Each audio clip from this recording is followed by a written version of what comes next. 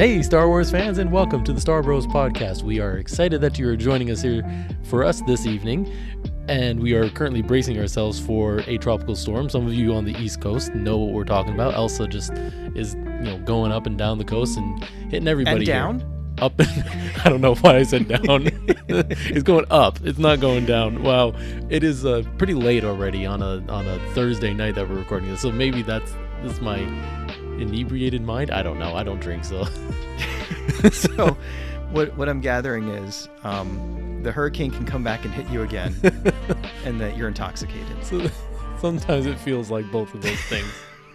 Wow. I'm joined as always by my bro host, Jan Solo. And I'm joined by my bro host, Ben Skywalker. How are you doing, man? You are coming back from a nice vacation, aren't you? I'm coming back from a nice vacation. We are recording at your place. At my place. Which we don't typically do. Why is that? Because I don't know if this was Elsa's first run through town or she came back again, but my power is out at my place. And we got clobbered by a crazy storm that just blew through and was in and out like in 10 minutes. But and knocked your neighbor's tree down and everything. It knocked my neighbor's tree down, and the tree's just resting. It's okay. It's just resting up against the house. Yeah, it just needed a little break. It's been standing for how many years? Poor guy.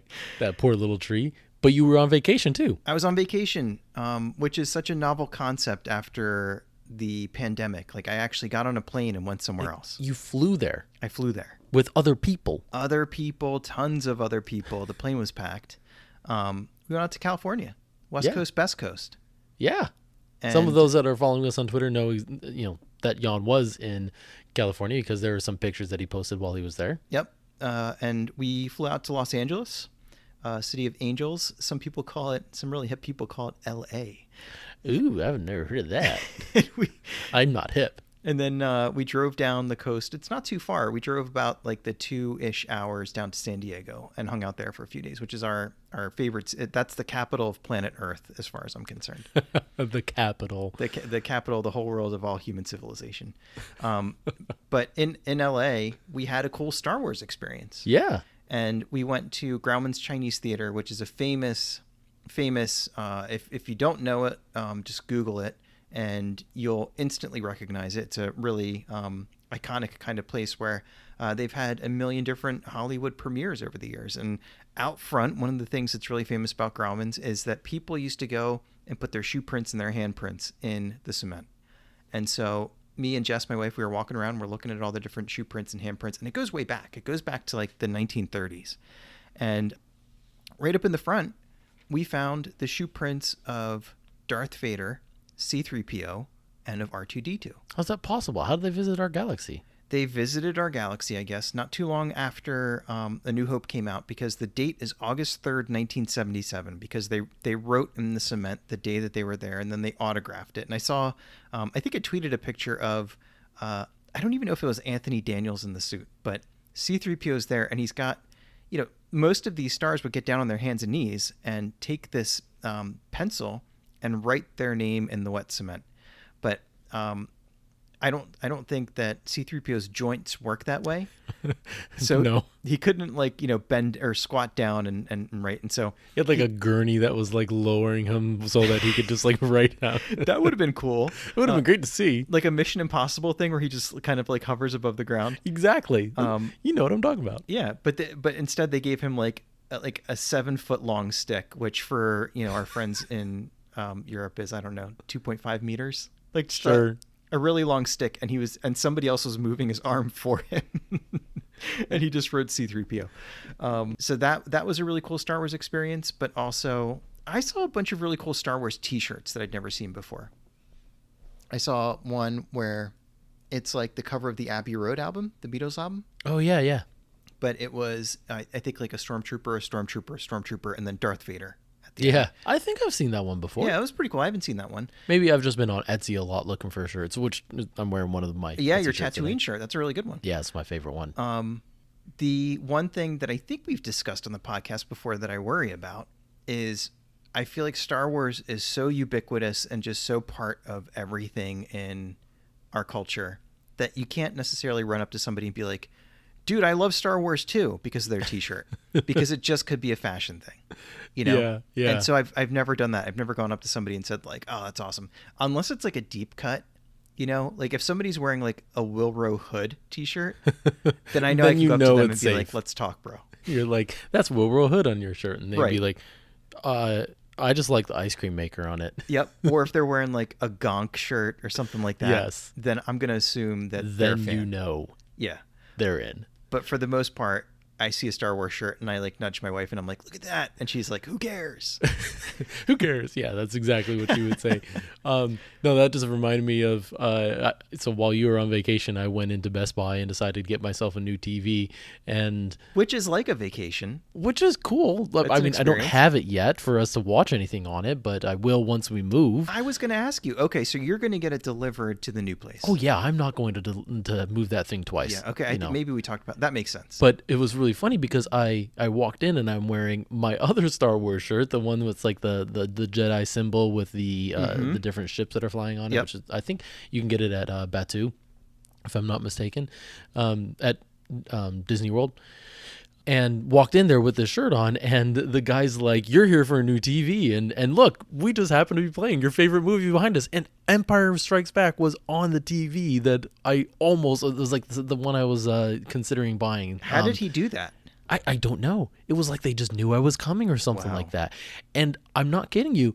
It helped to sell it. Like, I saw the image of that. So it was an OLED, right? Like, it's the best TV or best picture quality you can get. And to see Star Wars playing on it, I was like, sold, done, give it to me now. That's like, amazing. I gotta have it. It was Empire Strikes Back specifically. If that's where we are with like predictive analytics for TV sales, that's pretty scary. It felt a little bit like, what was that movie? Was it Minority Report or whichever one where like you walk into the TV the store and it just like changes the advertisement and say, "Welcome, Ben," and you know it tries to pitch you things. It's like we laughed about, oh, that'd be crazy if that could happen one day, and it basically has already. It's happening. Minus the person, the hologram greeting you in the store. Like, that's what Facebook is doing to you. Yeah, and one of my professors was telling us that when you get something that you've ordered through Amazon Prime in less than 2 days, it means that their predictive analytics worked out that somebody in roughly your area. Well, that's scary.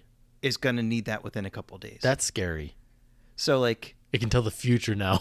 Right. They're starting and like if you start to get pop-ups for stuff, it makes you wonder, like if you get recommendations for products, like if you got a recommendation for Imodium, it's like, are you telling me I'm going to have an upset stomach? And how did you know? How did you know I didn't just have that on my shelf already? How did you know I'm thinking about chili dogs for dinner? Yeah, that one's a little bit. That would be really scary. Like, you're predicting my appetite? Come on. Yeah. So stuff like that. But that guy, whoever is working at Best Buy who set you up like that, deserves a raise. He totally does. And I mean, they upsold my wife. I'll blame it on my wife. No, they upsold us. Like, we got a nicer TV just because I saw the Star Wars playing on that nicer TV. I was like, okay, I'm sold. Now that I can see that picture quality and what I would be watching on it, I'm sold. So definitely deserves a raise. But before we get to the news, by the way, can I just say real quick how awesome it is that a movie from 40 years ago looked amazing looks amazing and sells TVs to this day. Yeah. Isn't that amazing? Well, some of that is like the upscaling, but it also, I mean, the movies were shot in really great quality then. It was just that our TVs couldn't display them. Yeah. So, yeah, I mean, the fact that they had to be shown on a big screen already, like they needed to be really good quality. That's a good point. When it was like 1995 and I was watching Empire on VHS on your bubble screen TV, on my 200-pound bubble screen TV, it's only gotten so much better since then. Yeah, which is a blessing of technology, right? Yeah, yeah. But before we move on to the news, I need to do something that we haven't done in a really long time. Yes, please. Which is, we used to be really good at getting each other gifts. Yeah. Right? Yeah. And I got you something. My predictive analytics failed, and I did not bring you a gift. That's totally fine. This is a crappy one, but it's something other than this. I told you I would get it for you. And I'm just going to bring it out here to show it to you. Oh, It's man. It's a big case of bubbly. Oh, my goodness. That's my favorite. I felt bad for stealing all your bubblies whenever I come you're over. So I'm not like, stealing. okay, I think I've repaid every bubbly I've taken now. Oh my gosh, dude. Maybe That not every bubbly. that's one of the greatest gifts I've ever gotten. That's all you need, right? I BJ's. love a flavored seltzer. Same. We're drinking them right now, actually. Thanks, man. No problem. So take that home, and I'll take one the next time I come over. That sounds great. But how about we get to our first segment while my cat sits here and sniffs at our computer and say, I want to be part of this too. It's not Chew Bucky, it's Chew Kenny this time. Chew Kenny. Let's get to our first segment though. News from across the galaxy. Pew pew. Okay.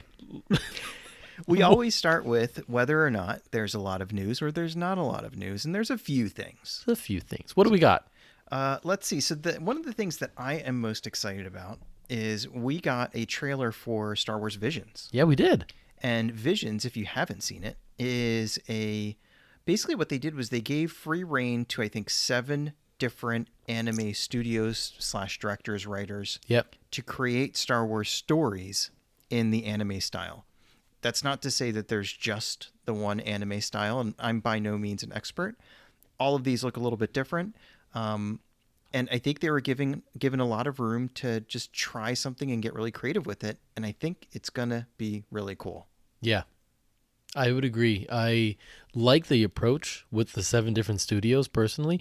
I didn't know how it would be. Like, it was going to be its own, like, one full story. And the gist that I get is that it's going to be all different short stories. Yes. Told in an anime format. Yeah. Which is, to me, a little bit more interesting because that way they can introduce a lot more characters and different storylines and get some variety in there. This is a way to kind of test something out, and I like the idea of it not being one kind of contained story, that it's kind of all these little tangential stories that could come in other ways to the universe. Like, it doesn't have to be it doesn't have to be just an anime. Like, it could introduce a character that really takes off and we want to get him in other forms or something like that. Yeah. So I'm really excited for that, to see, like, because anime is well known for character development too, not just for its style, but like they develop some really great characters too. So that'll be really interesting to see personally. And this felt a little bit like, remember when The Mandalorian released its first look? Mm-hmm. It wasn't really a trailer. It was just, let's show you a little bit about the behind the scenes, and I think they showed some pictures of the volume and how they were putting some of the special effects together. It felt a little bit more like that, where you were being introduced to the producers and the creators and the animators, and kind of getting it from a more behind the scenes type of lens. That's a good point. Instead. It wasn't a true trailer. It No. was like bits and pieces of things that got me excited for it. Yeah. And maybe some of that is, they're still kind of making or piecing together some parts of it. But yeah, I think that also communicated some of the authenticity to me. Yeah. It was like, let's go to Japan and introduce you to these cool people who are making this. Which, that's going to be really cool too, is that this will be, I feel like this will be one of the first ones that's told from a different cultural perspective. Like, which like is really Star Wars, cool. It is this like big cultural phenomenon that's become a global one as well, but it's never really been told through the lens of creators in some of those worlds, other than the UK and the United States. Really. That's a great point. So it'll be really interesting for another culture to get its hands on Star Wars and tell a story within this universe in a way that could be really interesting to us. But let's face it, like, this is all in an effort to make sure that Star Wars stays a global brand. Like, if we're just thinking about the business behind Star Wars, which would be really interesting to look into one day, the business behind Star Wars and how do you keep it going? Like, if I'm not mistaken, like, it doesn't always do that well in China, for example. So this might be a way to start making sure that it remains a global, or it keeps a hold of its global audience. That's interesting. I think it does really well in Japan, but I think you're right. I think in China, where I think they want to do really well in China. Yeah. And I don't know how much this helps enter there, because they're not the same countries at all, but it's kind of one step towards that is how I think of it. It's definitely, I mean, you put it really well. I mean, it's the first time outside of the US, UK area that there's going to be Star Wars creators making stuff for television or the big screen. That's another thing. Like, I keep saying this all the time. I bet that the visions would look awesome on a movie screen. Yeah. And I hope somebody sets that up somehow. Oh, I'm sure. I'm sure that'll be someone that realizes the business opportunity behind that. Yeah. Of airing it or showing it in the movie theaters. Yeah. Because they bring back old movies all the time. They did it during the pandemic when there were no movies coming out. And TV shows too. Yeah. During the pandemic, there was a lot of really like cool 90s The stuff. Empire topped the charts again in 1 week. Empire did, like Jurassic Park did. Yeah. And some other cool ones. But there's like an indie theater not too far from where we're sitting right now, the Colonial Theater. Oh, yeah. And where The Blob was filmed. The Blob. But they would also show like Buffy the Vampire Slayer and like sell the place out. Yeah. They would show like multiple episodes of a season and there'd be a line around the block. Yeah. I could see some Star Wars stuff like Visions maybe being like that someday. That would be so cool. We can rent that place out, by the way. Maybe we rent it out and show Visions. Maybe we rent it out and show Visions as like a BROAXIUM event. That would be cool. And we'll charge everyone to come and watch it. Yep. Even though we had no skin in the game. We can keep all the profits, I'm sure, right? They'll let us. There'll be a VIP upcharge. It's $1,000 to meet Ben. $3 to meet me. Shut up. It's the other way around. I pay you $3. Hey, do you want to meet me? I'll pay you to meet me. No, thanks. That's all right. I'm just in line for my goobers. My goobers. Gosh, I haven't had those in ages. Oh, they're so good. Guess what? We're going to the movies tomorrow. Yes, you are. We're going to see How Black excited Widow. are you? I'm excited, man. I'm going to be sitting around people soaking up their germs again. No, okay. I'm not making it sound great. But I'm going to be able to see it on IMAX and the big screen again. It's going to be great. I'm excited. I'm going to see Black Widow, obviously. That's something I really missed, and I didn't realize how much I always enjoyed going to the movies, but to be like starved of being in a movie theater for almost 2 years, like that's painful. Yeah, and I mean, let's face it, I'm only going to see the big tentpole stuff anymore because of how much it costs to even get a babysitter these days. So, like, it's not like I'm going for everything that I can. It's just basically whenever Marvel and Star Wars put something in there, then I'm going. So, point being, like, I only went like 4 times a year before, but yeah, when you've gone 2 years without going, you miss it. What was the last movie you saw in the theater? What do you think? Was it Rise of Skywalker? It was Rise of Skywalker. Yeah, me too. Yeah, isn't that crazy? 18 months ago or whatever. That or came more. out December, right? And then March is when everything shut down. So the last time you went to see a new movie in the theater, we went out to a diner afterwards. We did. And started talking about the Star Bros podcast. That's right. So kind of full circle. And now we are so famous that I will pay you $3 to meet me. Well, how did you even enter my house? I don't even know. Where's my $3 now? I'm going to hold these bubblies for ransom until you pay me. Take Venmo? I'll take Venmo. That'll be fine. All right. What else we got in the news? We had a couple of new books. The, what's it called? The High Republic series? Yes. The High Republic era continues to unfold before our eyes. And you and I have a lot of catching up to do. And now we have even more catching up to do because they're releasing 2 new books. There's The Rising Storm by Kevin Scott.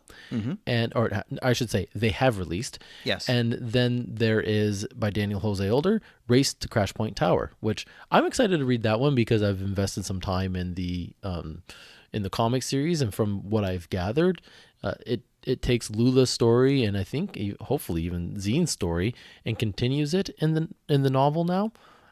So I'm really excited to see their story continue and what I've been able to gain so far from the comic series. So that's one that I'll definitely put on my list to get to sooner rather than later. And that one for anybody who is unfamiliar is a middle reader.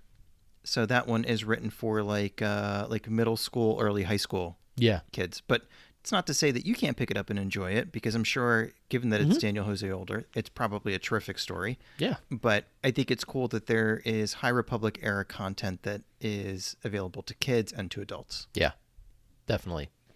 So those are ones you're going to want to pick up if you're really into the High Republic series. We need to just catch up at some point. So actually, I was mentioning this in our chat, our BROAXIUM chat. We were talking about the novels and stuff like that, and I said that's one of the things that I'm looking forward to with going back to work. Is I'm not excited about having a commute again, but I'm excited to use that commute. Yes, especially because it'll be longer now with me moving. I'm using that commute for things like books Yeah. and listening to books in the car. Like, I really want to use it for that. Yeah, I know a lot of people who love doing that and feel like they lost out on that. And it's a silver lining of having to go back into the office and drive. But I just pulled up some of the reviews of the Cavan Scott book, and they are just terrific. Like, people are over the moon about it. It's Cavan Scott's great. It's let's see, Amazon has all these crazy categories. Like it's ranked number 1 in Star Wars books. The Cavan Scott book is right now. So that's its own category, just Star Wars books. It's ranked number 7 in a category that's called movie tie-in fiction. And then it's ranked number 13.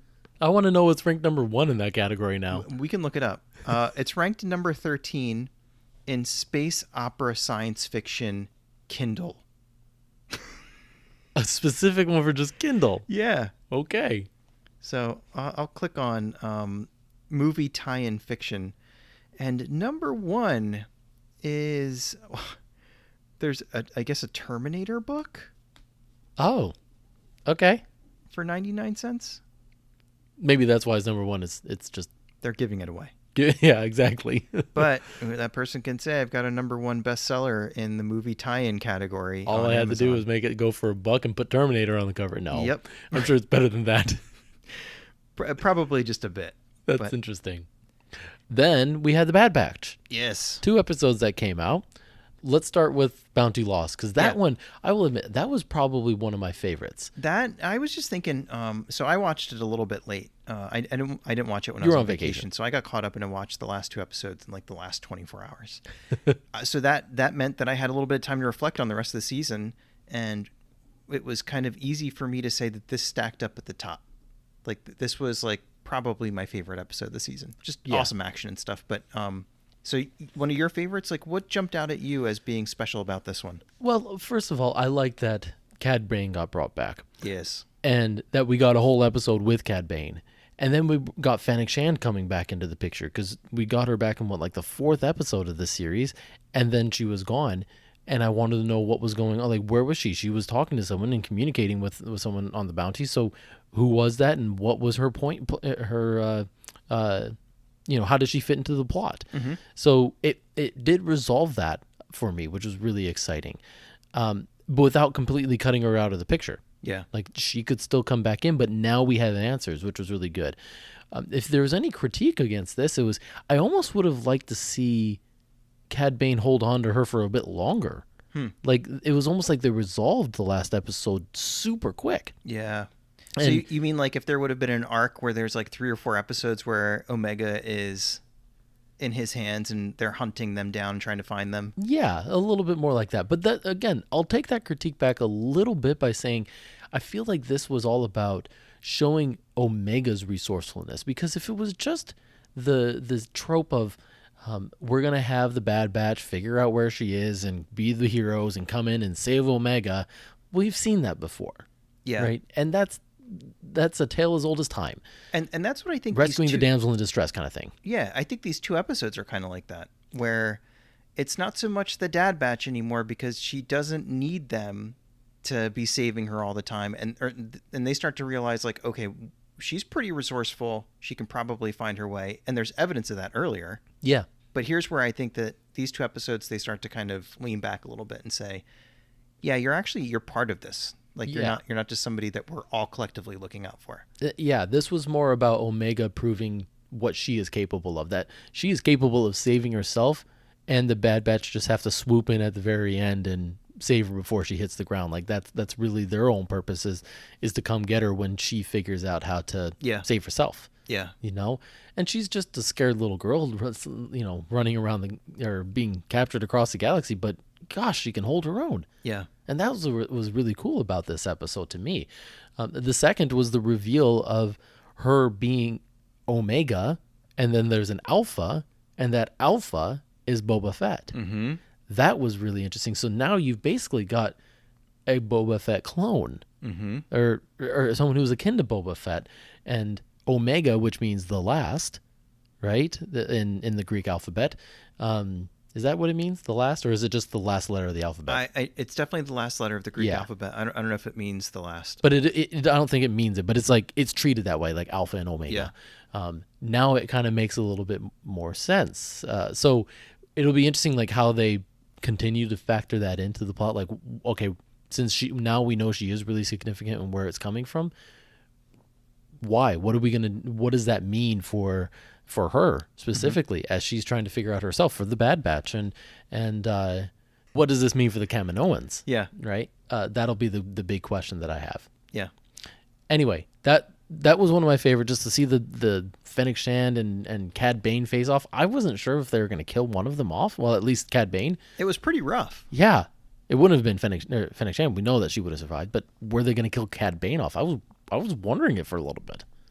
One of the things I liked, like I guess like one of the dramatic effects of that episode was that fight scene. Like a lot of action that we've seen so far is in crowded places, in busy like in the factory, and they're assembling the droids, or they're in a market or whatever. Yeah. And there was nothing else around. No. And so I almost got Bespin vibes at the beginning. Totally Bespin vibes. Like that's actually where I thought they were. Yeah. Until I realized it was abandoned. Yeah. So I don't know. Got to look into that a little bit more. Yeah, I was really curious about that, but I made the same assumption. But like, yeah, it's just like there's nothing around. You're in the clouds. Everything's sort of like dusty and run down, and there's nothing else going on except for this back and forth and this fighting and whatever. Yeah, and then there's that like, just built a lot of suspense for me. I love that. Yep. Then there are those aliens in the capsules and stuff. So like people have been there and doing experimentation. Like that was weird. The big Snoke clone that like fell out of the tank. Was that a Snoke? It almost looked like it. I didn't know what that was. I couldn't tell, but it almost looked like a big Snoke clone, like it or something that Palpatine would have cooked up on Exegol. Yeah, maybe that was his first attempts. Yeah, it could have been a prototype. It just gives me heebie-jeebies thinking about it. It's gross. All right, let's talk about the next episode, which I'm curious. I will reserve my thoughts first. I want to know your initial reactions to this next episode, Common Ground. I thought it was probably one of the most disliked episodes from what I saw on Twitter. Yeah. And so I went into it with that mentality of like, okay, this might be one of the slower ones of the season, or it might be one of the ones that just doesn't land well for me. But I still enjoyed it. I think it was just the timing of it, because it was almost as if like this episode felt a lot like some of the earlier episodes where they were taking the jobs from Sid and going and doing these small little missions and not really moving the plot forward in a way that you could see yet. And that's the thing. Like, I think all of these have a really important story to tell, and we won't really appreciate the story they're telling until the end. That could be what's happening here. Yeah. But it felt like they were finally picking up the pace with some of the big plot points that they needed to push forward in this series and in this season. And then they went back to Sid and went back to the jobs. But then you realize at the end why this was so critical, because they had a debt to pay off. Right? They needed to go back to Sid to pay off their debt, or else they have a bounty on their head or something like that, and they didn't want that. So there was a reason for this episode, and not just that. Again, it was for Omega. It wasn't just about the job. The job has we'll get to the job in a second, but it was really to show again Omega's resourcefulness and how she's doesn't want to just sit out and be on the sidelines. She can do something. She's very good at strategy, and she uses that to pay back the debt that they owe, which is pretty amazing. Like, she just wanted to be useful.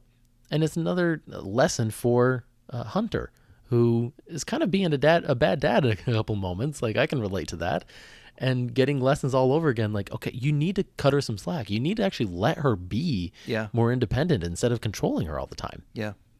And it was interesting that she was kind of stuck in that place and found a way to be resourceful in Sid's cantina or whatever. Yeah. But I also liked and maybe this is a stretch, I like the kind of like the parallel story of they have to save the separatist senator.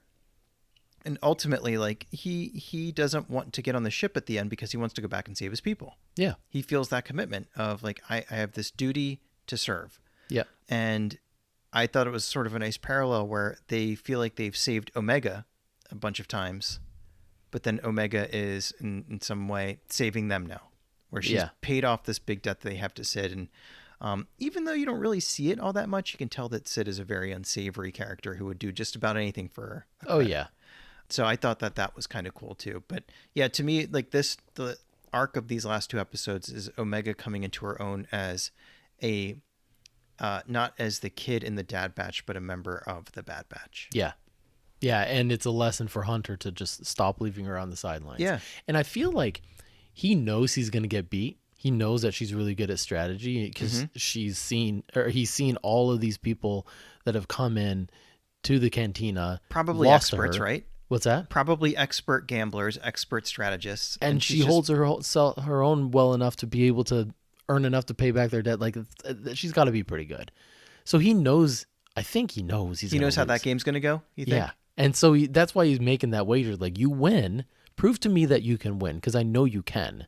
So prove it to me, and I will stop keeping you out of these missions. You will be one of us. I didn't even think about that. So that's a way to give her the opportunity to earn that, rather than just saying, like, I give you my blessing to be part of. Yeah, I know you can do this. Yeah. So just prove it to me.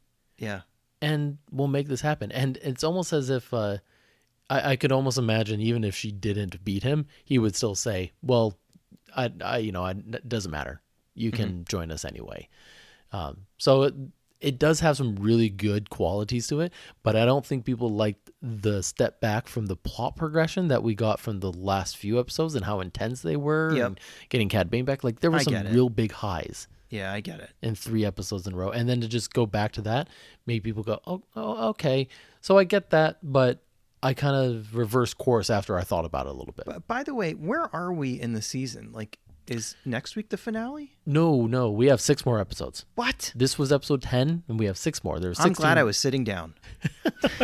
Was that a good thing? Are you happy? It's a good thing. Yeah. I for some reason I thought it was like just 12 episodes or something. I remember you really liked the trailer for this one, so you're like, I really want to watch the Bad Batch. So is it living up to your expectations? Oh, totally. Yeah. And I love the whole thing where one episode comes out a week. Yeah. Again, in this bingey world where you can watch 20 hours of television of one series in one weekend and just, ruin your life, basically. It's fun to speculate and geek out and say, like, all right, what's going to happen next week? And it's frustrating to see that, Omega's in Cad Bane's hands and you got to wait a week to figure out how that goes and all that. But I love it. It's definitely living up to my expectations. Awesome. Yeah, and I would agree. I think it's it feels a lot more like what we get out of the Clone Wars and things like that. But if the Clone Wars and Rebels and all those other great animated series that we've gotten so far are any indication or any foreshadowing for what we're going to get out of the Bad Batch, it's all going to be good. Hopefully we get more seasons out of it too. We see kind of where this story goes. It's not just a one-time thing, but we'll find out in 6 more weeks. Yep. When we get the last 6 episodes. Starting tomorrow, we'll get another one, and then it'll be 5 more weeks, right. Actually. Anything else in the news? I think that's it. Then let's move on to our second segment, More to the Story. And what more to the story we're going to be talking about this time? We are going to be talking about, we're going back to the Bro Book Club. Yes, we are. And we're going to be talking about a book that I feel terrible saying this, but was gifted to me as part of a little box set, and I can't remember who got it for me. Did you get it? You didn't get it for me. No, it wasn't me. Okay. That would have been embarrassing. I mean, I've gotten you so many books that you have. Bless your heart. Who would have not? You too, over there. So there's a little box set, and you and I have slightly different versions of this. Yes. No, we got the same books, the same 2. Same books, but I got the expanded edition, I think. And I do not have the Bounty Hunter book. Right. So I got the Bounty Hunter one. And the Stormtroopers. And the Imperial Handbook. Yep. So you got the set that has the Jedi Path and the Book of Sith. Yep. Now, explain a little bit, though, before I kind of mentioned those ones. Explain, like, just the feel of the book. Because that, to me, is what I love about this set. It feels like recycled paper. Yeah? I would say probably like 18 ounces, maybe. I didn't mean to get that specific, but yes. Okay, so basically what this is it's meant to appear like a manual. The title of the book is The Jedi Path, and it's got a whole series in there on what happens over the course of the life of a Jedi as they become a Jedi. But it's meant to look like something that's been handed down over the years through different Jedi. And the edges of the pages are a little bit tattered, and it seems a little bit older. But they're tattered in a way that makes you feel like it's been well kept as best as it could. Yes. For a really long time. Yeah, it's not by any means beat up. No. It's been thoroughly enjoyed. Yes. By a number of people. Yes. And you open up the book, and it's nicely bound, and it's got the nice silver lettering on the front. It sounds like we're trying to sell it a little bit, and it is pretty cool. You should go get it. But inside the cover, there are about 8 or 10 names. And these are the names not of the people who wrote the book, but they're annotated by the different Jedi who over time have held this book and have put notes in the margins. Yeah. And in a lot of cases, something that's really cool is you'll find the different people who were putting notes in the margins were in dialogue with one another. Yeah. And reacting to one another's notes. So there'll be a statement about something having to do with becoming a Padawan. And Anakin will write something in there about how, all I had to do was, Qui-Gon told Obi-Wan that I had to be his Padawan. He accepted. Yep. And then, Qui-Gon will write something like, yeah, I think that sounds right. Whatever. Well, actually, no, it didn't do that because that's something I noticed. Because it was always in sequence. Because Qui-Gon handed it down to Obi-Wan, who handed it down to Anakin, right? So it would be like Anakin would say that, but then Ahsoka gets it next, right? And Ahsoka would write something like, "Oh, whatever, tough guy," or something like that. That's right. Like she was totally snarky with him every time. So I didn't even think about that. So let's go down this list here, and I think that'll help kind of tell the timeline too. So the first one at the top of the page is Yoda. Yep. And the other cool thing is like each one of them has their own handwriting and their own pen color that they're writing in. So Yoda, everyone's favorite, Thame Cerulean, who's technically I don't think canon anymore. So like let's make sure that that's clear. This is technically a Legends book. Yes. So it references a couple of times things from Legends or like at one point in Luke's writing he mentions Mara.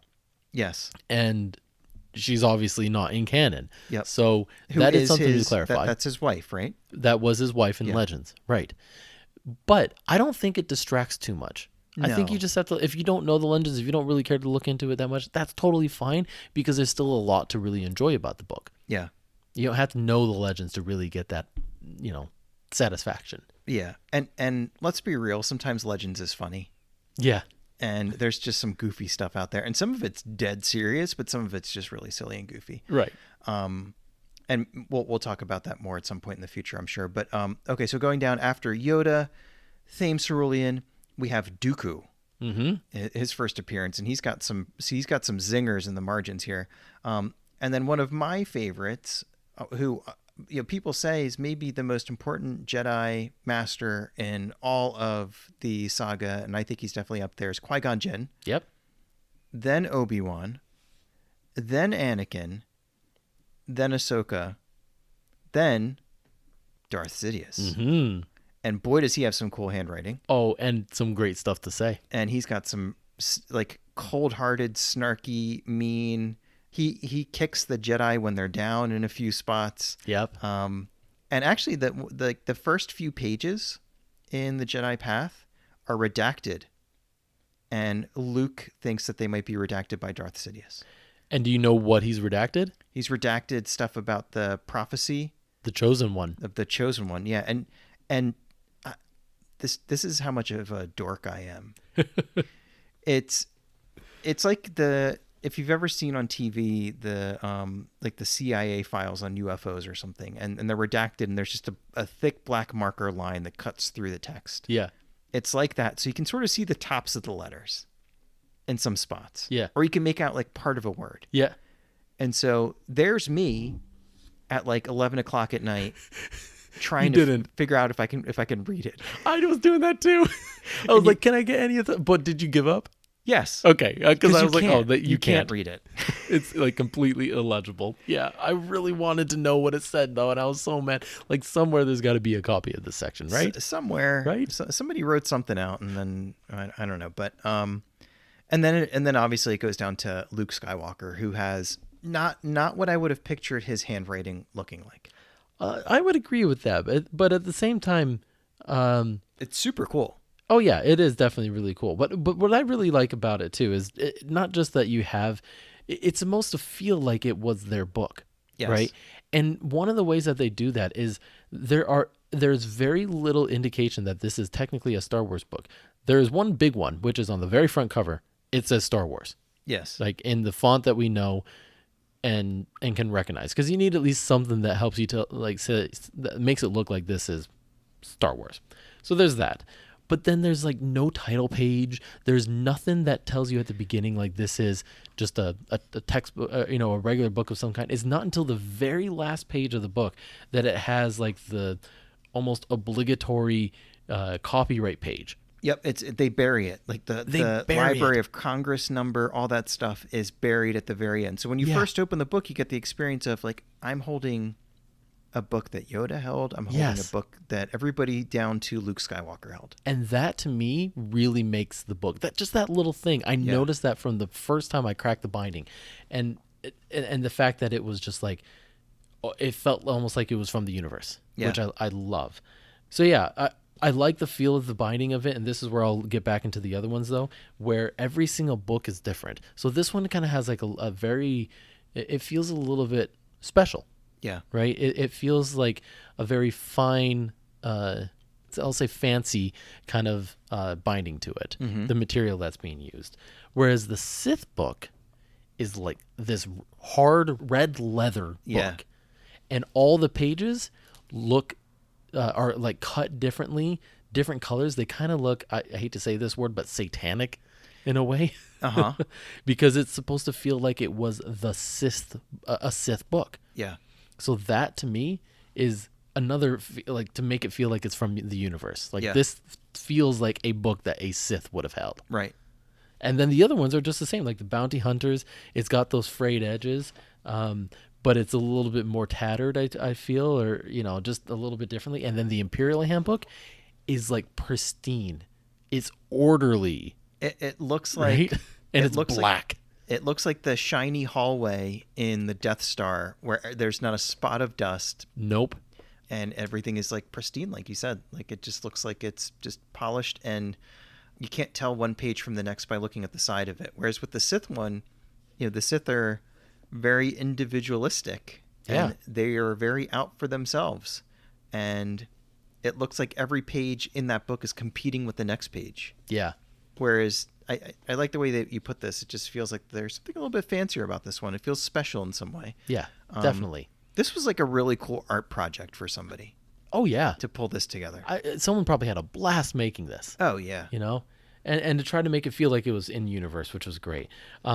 So it's divided in a few different ways. There's about, 4 sections, right, to the book? The first section. And by the way, there's a subtitle to the book. It's called The Jedi Path, a manual for students of the Force. Yeah. And again, it feels kind of like a manual, right? Like I'm just joining the Order. I'm a Padawan, and I need to learn kind of what the rest of my life is going to look like and how it could go. So you have part 1, which is the introduction to the Jedi Order. You have it felt a little bit like Harry Potter-ish to me. How so? Where the story of Harry Potter, for the most part, is that kids can become wizards. Kids can find out that they have some special power at some point, and then be shipped off to the school where they learn to wield that power. Yeah. And this very much starts with younger folks, younglings specifically, learning that they are force sensitive or force users, and then just sort of going through that path of either becoming Jedi Knights or becoming part of the Jedi Corps, whatever it might be. So it's the realization that there's something special, and then the progression and learning how to use that. Yeah. I like that parallel. It kind of feels like if I'm just coming into Hogwarts for the first time, it's like, hey, day one, here's your manual, get Here's to your know book. this crazy castle that you're about to come, because it is literally crazy. Yeah. There are 3-headed dogs and Yes. staircases that move, and All the paintings talk to you. and all the paintings talk to you. Yeah. It's kind of crazy. Well, did this just become a Harry Potter podcast? Just like that? I think there's enough of those that they're doing just fine. But Yeah, my wife will come downstairs and be like, "I'm gonna talk Harry Potter." yeah, I'm into it too. That's cool. Yeah, but, it's great stuff. So did you picture yourself in this when you picked it up? Like, what kind of headspace do you get in when you open up a book like this and you're like, oh, okay, so Yoda wrote in the margins, everybody through Luke. Like, where does that transport you to? It did feel a little bit like I was getting ready to become a Jedi. Like I was a Jedi initiate. And that was what I really liked about this too, because I feel like the movies give us a lot about what part 3 and 4 of this cover, which is the Padawan and the Jedi Knight, but we don't really get that much of the younglings and the initiates. And so it was really interesting reading about the clans. Like I didn't realize that they had different clans, and the things that they go through. Like they have a section on the attire that they should be wearing. I thought about the Harry Potter houses with the clans. Yeah, is Bear Clan Gryffindor? Like maybe that's not a fair parallel, but you know. No, but it kind of it felt a little similar to that. Yeah, I agree. But then what I really liked is like what it does is it introduces the pillars of the Jedi, and the first pillar being the Force, the second pillar being knowledge, and the third pillar being self-discipline. And just to have that be like the way that they start, and to like make sure that you understand these really basic things, or even just like the Jedi code in the first section, like reading that was really interesting. Let me see if I can get to that real quick. Just these things. So like there is no emotion, there is peace. There is no ignorance, there is knowledge. There is no passion, there is serenity. There is no chaos, there is harmony. There is no death, there is the Force. Like just that is really cool to like, I didn't know the Jedi code before, and now it's there, and like they describe it and they teach it to me. So I felt like I was a student. Are there any good margin notes on that part? Let's see. So you have a Qui-Gon that says, if the living Force engenders compassion, eventually even love, I do not feel these are a detriment despite the precepts of the code. And that says, then it has Qui-Gon's signature. Then Anakin writes, yes, maybe this is why Qui-Gon was never on the council. So a little jab from Anakin. Right. So yeah, and they're all in character too. Yes. Like, here's Qui-Gon talking about the living Force, and we know that's really critical to him. Like he loves to explore that side of the Force more than the unifying Force, which I think is the other one they talk about. So yeah, it feels like it's very true to character. Yeah. In these margins. And there are some spots where I think it crosses over with some not big screen content, like on when we're talking about the second pillar, knowledge. There is entry from Rastelli Quest, the chief librarian at the Jedi Temple. And there's a map. There's a map of the library at the temple. Yeah. The Jedi archives. Yeah. And Ahsoka circled a spot. And Ahsoka wrote, this is where I encountered the thieves who stole the holocron. Yeah.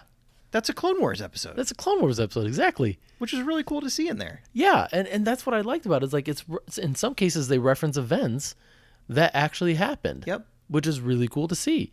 So I did pick up on that one too. I really liked, and I just like the way that they talked about the different, the wings of the archives, with the history and philosophy, the physical sciences, the geography and political structure, and then nature and diversity of living things. Like just thinking like, okay, so those are like I guess the 4 things that really matter in terms of knowledge. Like this is what you should gain knowledge on within the galaxy, which is really interesting.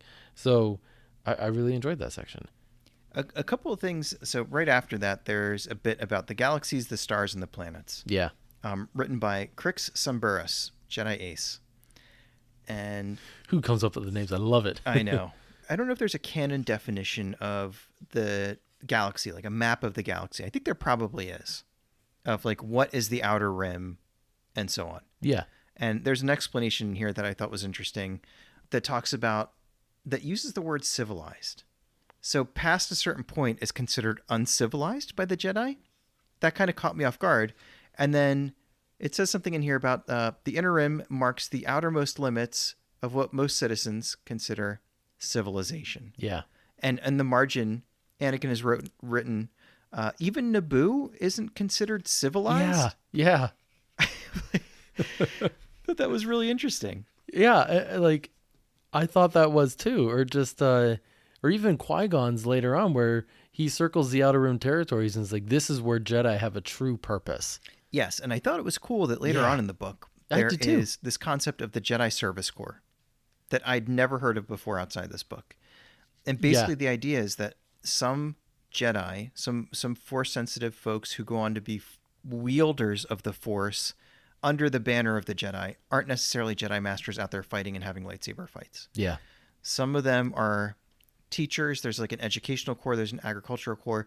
But then there's an exploration corps of Jedi who go off into deep space. I got Star Trek vibes when I read that. Yes. Like, one of the things that I always thought was missing from Star Trek was Jedi.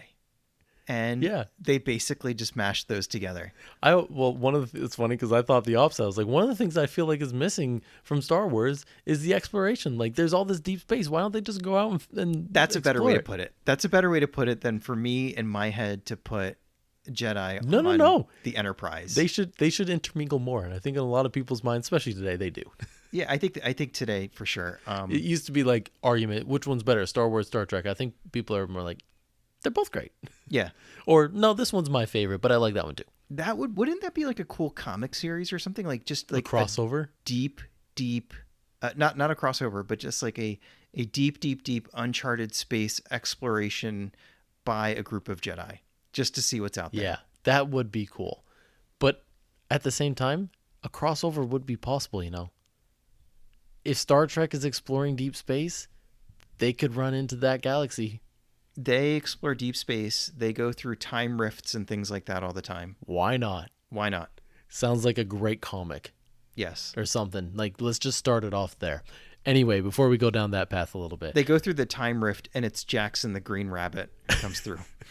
You just gave Chris a heart attack right now. You know that, right? He's sitting here shaking his fist at you from home. No, one of the other things I really liked was in this section, the initiate trials, which I thought were interesting, and just like how they graduate to then become Padawans. And this was something that came up again later on, which was you can fail the trials. Yeah. And basically be done. Like, the council can say, no, you're done. And then there's a whole separate council that is in charge. I missed what happens then. What happens to you if you fail the trials? I think it says, regretfully, the council may decide the path of the Jedi is not for you. If you arrive at this decision yourself, then it is the Force speaking to you, and you are not meant to follow the Jedi path. Should this be your destiny, remember your training as you build a new life and seek out opportunities to be of benefit to yourself and others. So that's really practical and also really nice that you get to take something from it with you. Yeah, but I think they also say in another area, it's your choice. Mm-hmm. You could stay here and take another role within the temple somewhere, maybe within the agricultural corps or the educational corps, like somewhere else there might be still a path for you, but it just won't be as a Jedi. So you're not cast out. You're not cast out of the temple. No. That's kind of cool. And which is really cool. And then, but it's interesting too. Like, that's just to kind of graduate. But once you become a Padawan, it's like there's so many shoots off of the path to become a Jedi where it seems like it's almost impossible to become one in a way, because every step along the path is really difficult. So, all right, you pass the initiate trials, which sound pretty difficult. Okay, then you become an apprentice. But to become an apprentice, you have to go and be part of this apprentice tournament, which will involve lightsaber combat, but then a bunch of other things too. And that's where all these masters from across the galaxy come back to kind of find their new apprentice and look for someone that they can teach. And if you're not chosen, then what happens then? I think they say, like, you can continue to, try for this, but at some point the council will get involved and say, you know what? Maybe this isn't the right path for you, and you could leave again. Like, there's a shoot off the course. Like, this is hard. It seems like the stars kind of have to align for you to be successful here, but it really does. In the initiate trials, I thought there was something interesting about the different people writing in the margins, going back and forth about the Jedi Corps, and it says something in here about the members of the Jedi Corps are no less Jedi than those who roam the stars to defend the weak. Yeah. And not everybody agrees with that. Yeah. So Dooku writes in the margin, again, the Jedi Corps they're not out there having lightsaber battles. Maybe they're educators, maybe they're farmers, maybe they're explorers, but they have a different way of expressing who they are as Jedi. And Dooku writes in here, the existence of the Jedi Service Corps weakens the Order. Yeah. Expelling initiates with low potential would improve our public standing. And Kenobi writes, wrong. The Service Corps are some of our greatest members. And then Anakin jumps in, tend to agree with the original sentiment. Power should be concentrated in a few. Yeah. And then there's a really sad bit in here where Darth Sidious writes, so many Force users still loose in the Empire. All the failed initiates who possess just enough knowledge to be dangerous. So he's hunting them as best he can. Yeah. So that's all in the margins of that one page. I thought that was an interesting dialogue back and forth between all those characters. Which I really like when they do that. It was really weird. Whenever Sidious chimed in, I really enjoyed it. Yeah? Because it was almost just, I could hear him cackling while he said it. It was just like this kind of snaky response, you know? And I kind of liked it. It was weird. Like, here is That's another your dark one. side? What's that? That's your dark side coming through. I guess it is. Yeah. I'm a little bit of Joey Pops coming out. So I really liked this other comment that was really similar to that, where he was talking about the Corps, and he says, I imprisoned the surviving Jedi Service Corps members on Biss. Even the strongest were easy to turn to the dark side. Yeah, I saw that. Like, ooh, like just so, yeah, evil.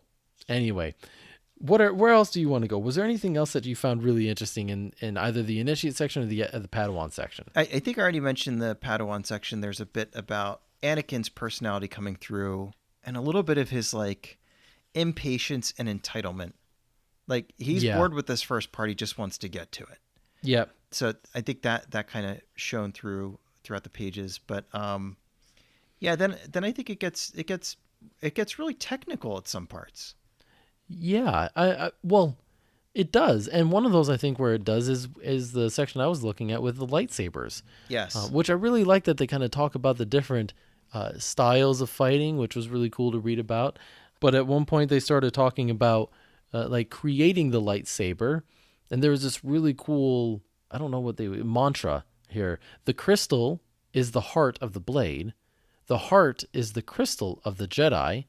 The Jedi is the crystal of the Force is the blade of the heart. So it kept using like those 4 words: crystal, heart, blade, Jedi, and then Force, 6. But like interchanging them in a way that like was very poetic, which that would really be cool to have like on a poster or something at home. Yeah. I totally agree. Like I could just put that up in my bedroom and my wife wouldn't mind, right? You should put that on your LinkedIn. There we go. That's a better place for it. Hire me. I'm a nerd. So, but it also like some more personality stuff in the introduction to the lightsaber. They talk about how the younger Jedi need a training lightsaber because it's this really dangerous weapon. Yeah. And Anakin just decides to write in the margin, I never used a training saber. I had no problem going straight to a real saber. Yeah. Like, shut up. Yeah. He was so arrogant in this whole thing, and it was great to see. There was another part, did you read, where maybe I wrote it down. We'll get to it in a little bit. Yeah, we'll get to this in a little bit. Back to the lightsabers. One of the things that I thought was interesting was they mentioned, again, this is a technically Legends, but they mentioned the planet that they would go to get their first kyber crystal to make their lightsaber was on the planet, I hope I'm saying it right, Elam. It wasn't Jeddah?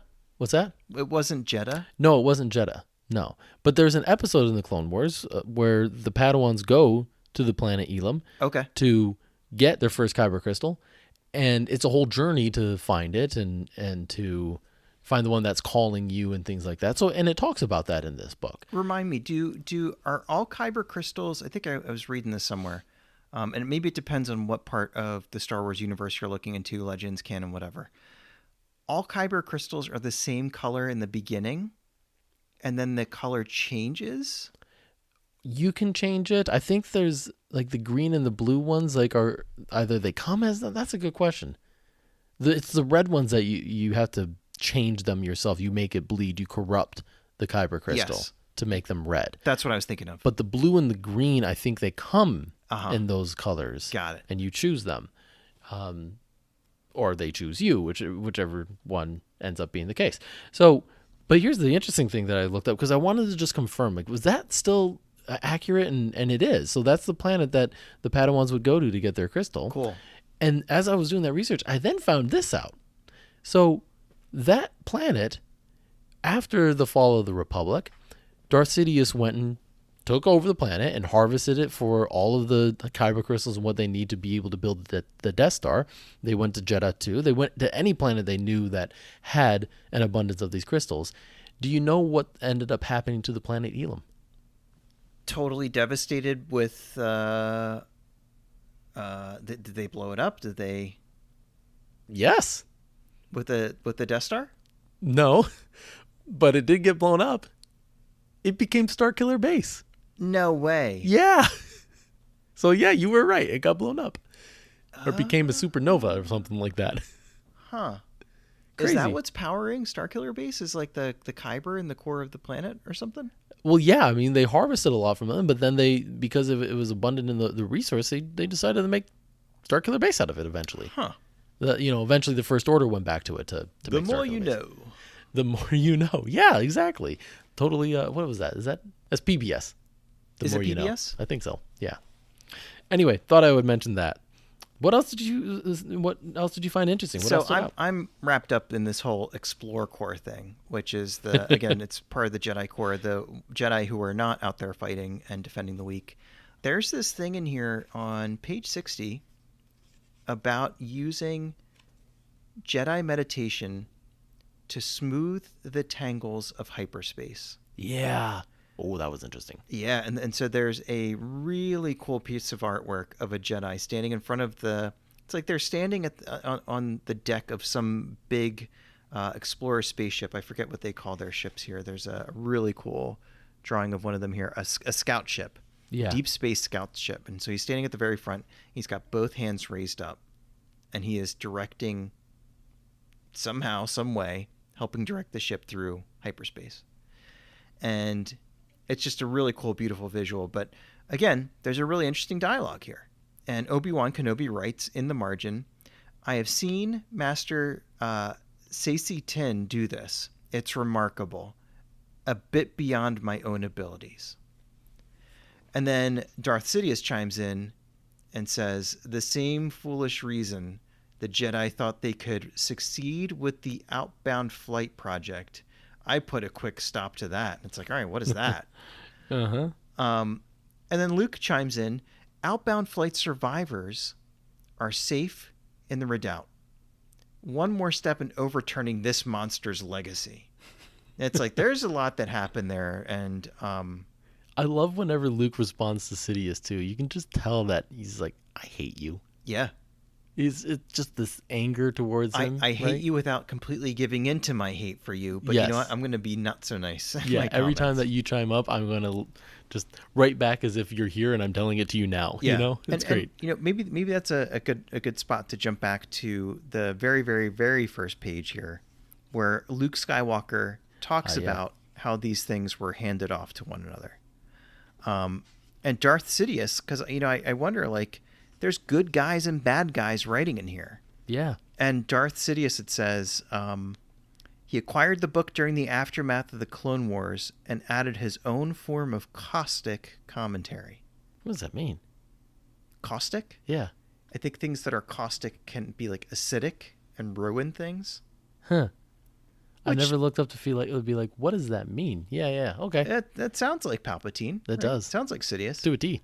So yeah, there's a timeline in the first page that talks about when the book exchanged hands and who it went to and so on, which is why, like, a lot of the dialogue, it's just one Jedi or Sith Lord responding to the last person, basically. Yeah. It's just always kind of in that order, if they are. Sometimes they just say one thing. Like, it was funny. Yoda had a lot of lines in here where he would just like say something that was, again, true to character, and nobody would respond to him. Yeah. Like he was just talking to himself almost. Right.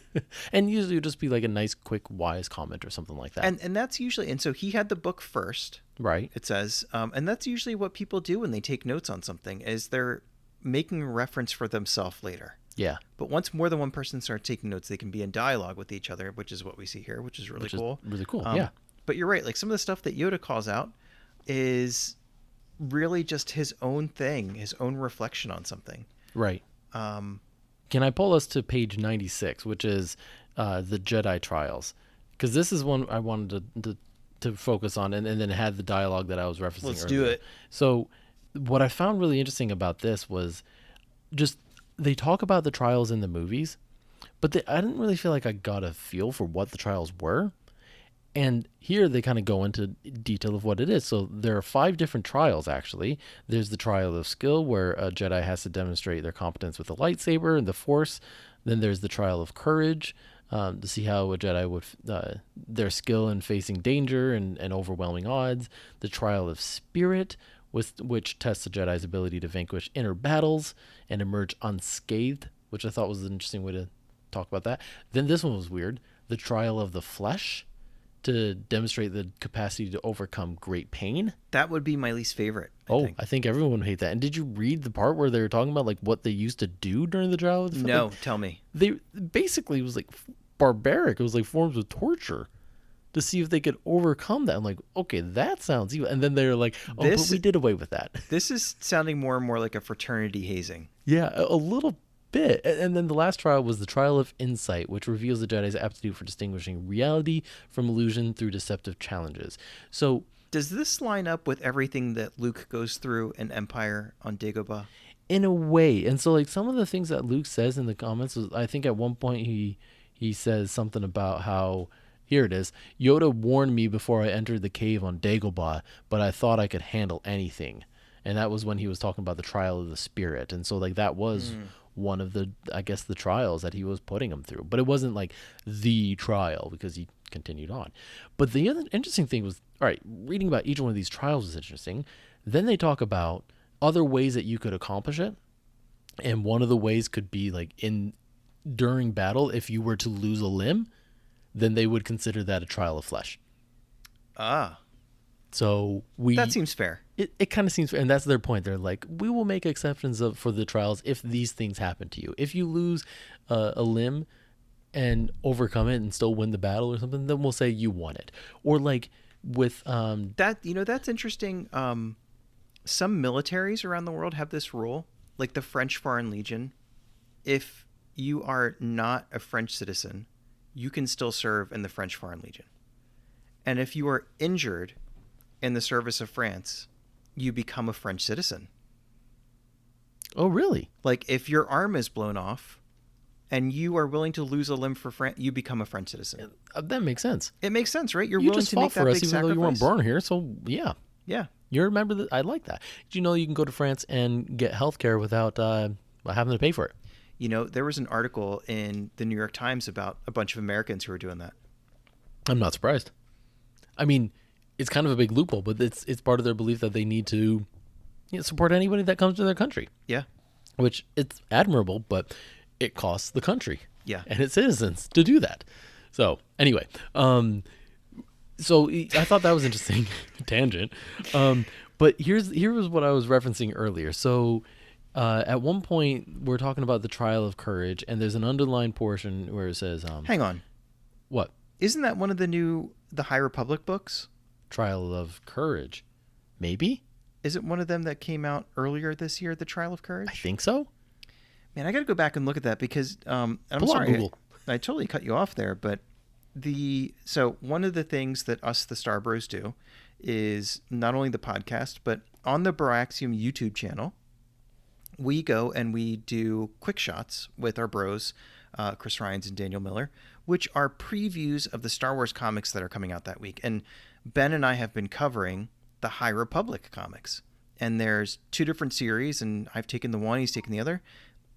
The Marvel High Republic series began with, I think it was in issue number 1, the Jedi trials for Keith Trennis, one of the new Jedi that we met. Yeah. And I think one of them is called, maybe it's called Test of Courage. Test of Courage. Test Because of I just Courage. looked at Trial of Courage and ones of that. So I think it is Test of Okay, Courage. Test yes. of Courage. But I wonder if that's related. And Maybe. And if it's not, that's fine. But it seems like they've taken a lot of care to, in the High Republic era, really kind of stitch things together nicely and to make it into, I think, what some people have referred to as a mega story that ties into the rest of Star Wars that we know really nicely. Yeah. So a bit of a tangent. And hopefully that's deliberate. I think it is. Yeah, I think so. I don't know. But here was the rest of that dialogue. So it says, a Padawan was considered to have passed the trial of courage if he or she demonstrated battlefield heroics, such as standing up to a vastly powerful Sith Lord. And this is what Anakin writes. Master Obi-Wan passed this by killing the Sith on Naboo. Talking about Darth Maul. Yeah. And then he goes, I'm going to kill the second Sith. Knowing that there were two. So he makes that comment. And then Sidious wrote, and so you did, my predictable manipulated apprentice. Wow. That got me. I was like, whoa, look at that. Like, Sidious is such a jerk. But you're right, he did. He ended up killing Dooku. So it was perfect to plan. Wow. Right? But like, to Sidious's plan. So just that little tie-in was really cool to me. So, but anyway, like the concept that they cover of like the 5 different trials and even just the results of them. So like, you could take these trials and fail them and be out again. Yeah. But you could take them again. Sometimes the council permitted it. And it was like, they didn't really get into like when the council decides you're allowed to or not. They're just like, they have the final say on the matter. That's it. So you're like, okay, some nebulous decision making there. That gives you a lot of confidence. But it just shows just how difficult it is to become a Jedi. So that leads to one of the questions that I have for you, which is, Yes, sir. do you kind of see, as you're reading this, things that lead to the Jedi's downfall? Like, as I was reading this, I felt like maybe that's what caused your downfall, guys. Like, maybe you got a little bit too prescriptive in this area, or maybe you interpreted this a little bit too incorrectly. Like when they were talking about attachment and things like that, and Qui-Gon and Luke were talking about, I think we need to do away with this. So were there any things that, like, as you were reading, you were like, this led to your downfall, guys? It was following too closely to this teaching. Honestly, no. But not until you made me think about that a little bit. Not until just now. I mean, there's stuff in here about, actually towards the back of the Jedi Trials, Sidious writes something in here about how overconfidence was rampant during the Clone Wars, and it made the Jedi easy to kill. Yeah. And Luke has something in here that says, as much as I hate to agree with Palpatine, I nearly lost my life on Cloud City to overconfidence. I lost a student, too. So I think there was perhaps an overconfidence in the system of the Jedi and the orderliness of it and the structure of it. Yeah. And one of the things that I've always liked about my early interactions with Star Wars was how it felt to me a little bit loosey-goosey that Luke went to Dagobah and was just sort of in the jungle, and Yoda was kind of teaching him the way, running around, swinging on vines and things like that. Yeah. Didn't seem all that prescriptive. It seemed like he had a plan and an idea for how to sharpen Luke's abilities and so on. But it didn't seem like a lot of the stuff you're reading in this book here. Yeah. That's the type of stuff I learned about a little bit later. But then when you go and read the book, it's like, it seems a little clunky and bureaucratic. Yes. And maybe a little bit too structured, and a little bit, and clunky, bureaucratic, structured organizations sometimes think that they're the end all be all.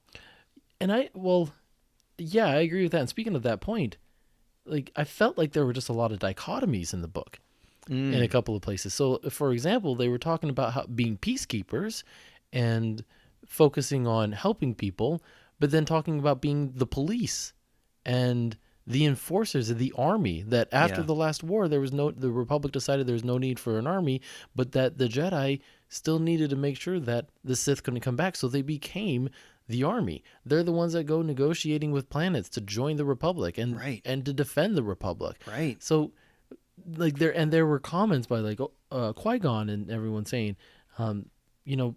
we're kind of going in the wrong direction. Even Ahsoka a couple times was like, it feels like we're making a lot of exceptions right now, and who can become a Jedi and who can, like, just because of the war that's going on, like they were bending and breaking their own rules.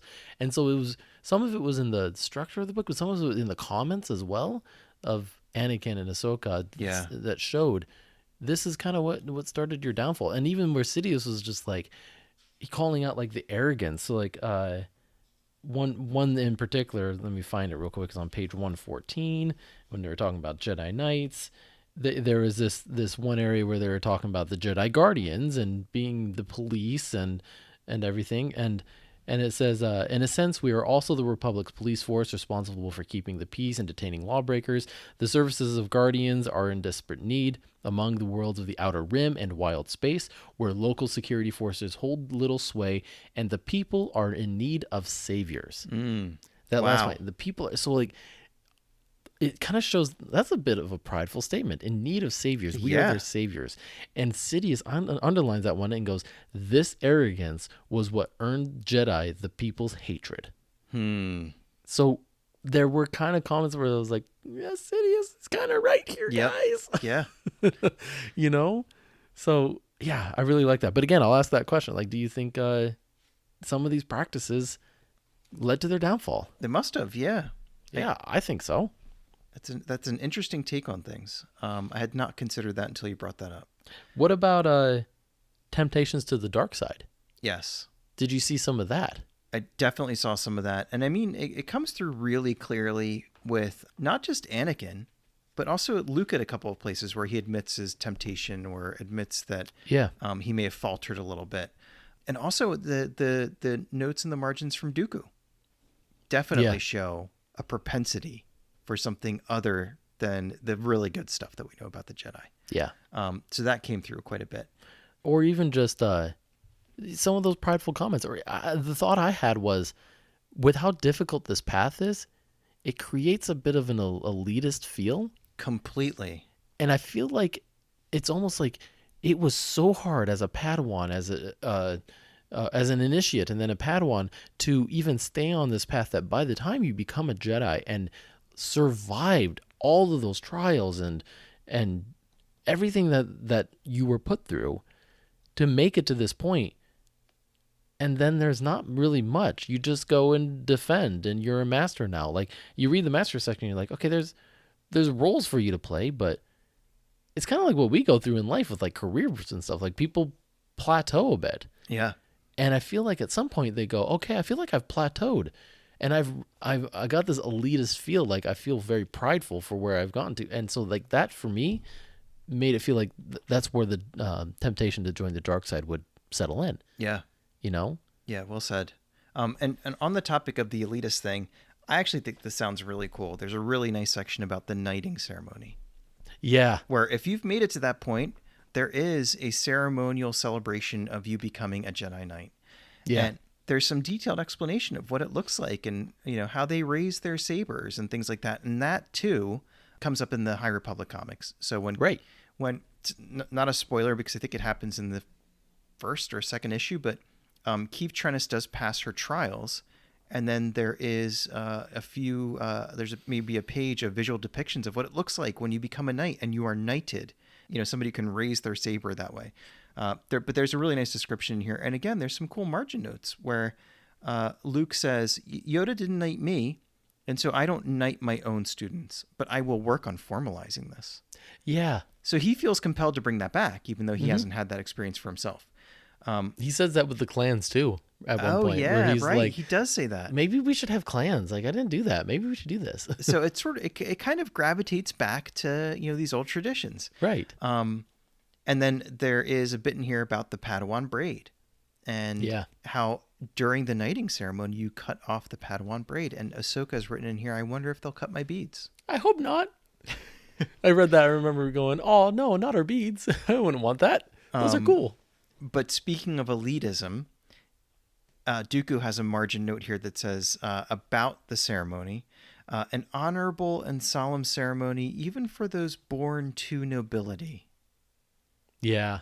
So even if you're like super fancy pants, it's still pretty good. Fancy pants. I mean, That's again true to character again, right? Yeah. All of their comments are just like, it makes you feel like this is exactly what they would have said. So that's where I tip my hat to them for creating this. It's, to me, maybe some final thoughts on the book. I'd love to get yours. My final thought is it's fun, it's enlightening, and it really helps you to see some of the things that you see in the movies and all the content in a new light. And I feel like, I actually feel as I'm reading this, like I am in universe. Like I just joined, entered the Jedi Temple as an initiate, and I'm trying to get to know what it'll take to become a Jedi. What's your job going to be? I don't know. Like, I don't know if I would want to be a guardian necessarily. So maybe I would be, I don't know. The scholar looked interesting. You would be a good, I think, a Jedi ambassador. Ambassador? Okay. Yep. Or a diplomat. Yeah. Or a researcher. Yeah, which is basically what I do today. So, yeah, that's why I thought a scholar. I was like, okay, I could do something in that. But those were the ones that like got to record the holocrons too. I was like, that's cool. Yeah, that is really, really cool. Like pass down wisdom for generations to come. That would be really cool. Yep.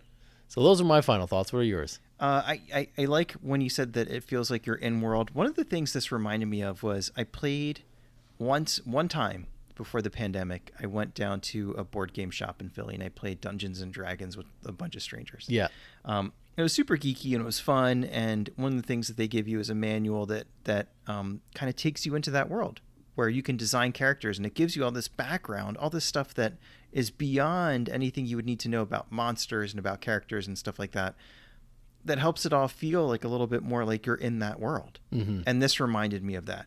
I just randomly opened up to a page about force wielding animals. There's so much stuff in here like that is just richly satisfying that you can really dig into and just totally geek out on. But I just think it's also like a nice little piece of creative artwork. From the binding to the pages to the actual artwork, the drawings of the different Jedi doing things are just beautiful in this book. So I feel like I'm in world. I picture myself kind of going through that process. I mentioned to you before that I'd never really thought about what it must be like to be a youngling before, because on the big screen, they're basically just slaughtered. Yeah. So there's not a lot of places to go with that. But here, this changed my perspective on that. Yeah. That there is a path. And also in this, this has got to be relegated to Legends. There's a mention of Yoda having been a youngling. Yeah. Which kind of blew my mind a little bit. So he had to have been at one point. We've seen Grogu now. He was. Yep. At one point, a youngling, a Padawan. It's dense. There's a lot of stuff in here, and but then not too bad because it's only like 150 pages. It's only like 150 pages, but every page is just something where you're just like, oh wow, cool, okay. Yeah, that's pretty neat. Yeah. So really, really enjoyed it. I regret that I've had it for probably like a year, and I haven't really dug into it like the way I have in this last week or two. So yeah. But the time was right, and we both, I think, got a big kick out of it. Yeah, I did. And I would say if I were to give one criticism or tell Lucasfilm one thing, update it. And this is what I mean. Like because you mentioned the force wielding creatures, and it feels like, what was that one episode of the Zillo Beast? Yeah. I was like, the Zillo Beast is going to be in here, and he's not.